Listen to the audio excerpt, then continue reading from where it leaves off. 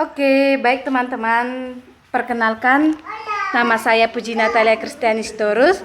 Saya dari SMA Negeri 1 Uluan, kelas 12 IPA 3. Saya di sini ingin menjelaskan peta konsep yang saya buat, yaitu perjuangan menghadapi ancaman disintegrasi bangsa Indonesia tahun 1948 sampai 1965.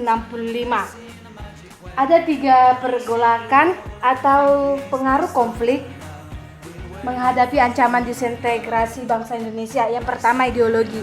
Saya akan menjelaskan secara singkatnya, yaitu termasuk dalam kategori ini adalah pemberontakan PKI Madiun, pemberontakan DI, Strip, TII, dan peristiwa G30 SPKI.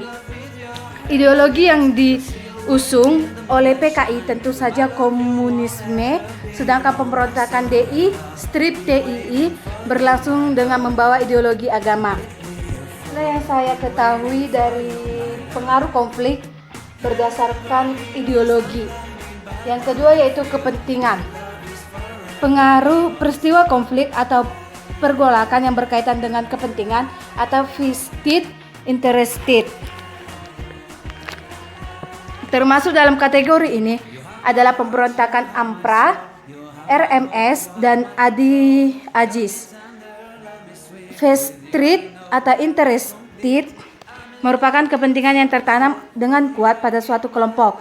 Kelompok ini biasanya berusaha untuk mengontrol suatu sistem sosial atau kegiatan untuk keuntungan diri sendiri.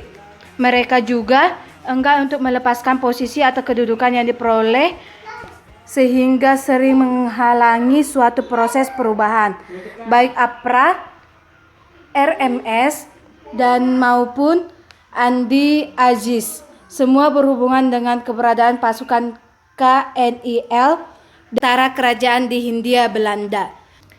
Oke, yang ketiga yaitu sistem pemerintahan.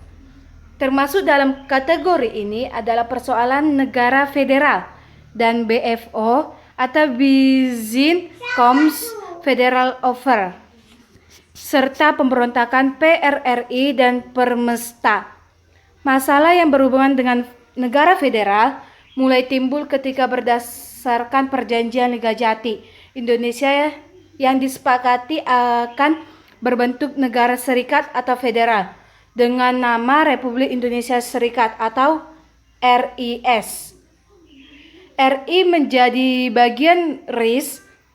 Negara-negara federal lainnya misalnya adalah negara Pasundan, negara Madura, negara Indonesia Timur, dan lainnya. Sudah terjadi peristiwa konflik atau pergolakan, yaitu ideologi, kepentingan, dan sistem pemerintahan. Ada juga ketegangan dan gejolak di dalam negeri, yaitu hikmah, ingatan akan kesadaran terhadap pentingnya integrasi bangsa. Yang kedua yaitu keteladanan tokoh-tokoh yang berperan dalam mempertahankan keutuhan bangsa dalam menghadapi ancaman disintegrasi bangsa. Yang saya dapat dari ketiga peristiwa ini yaitu keteladanan tokoh, yaitu Soeharto, dan Dalang. Kita ketahui yaitu Bapak Insinyur Soekarno keadilan terhadap masyarakat atau warga negara Indonesia dengan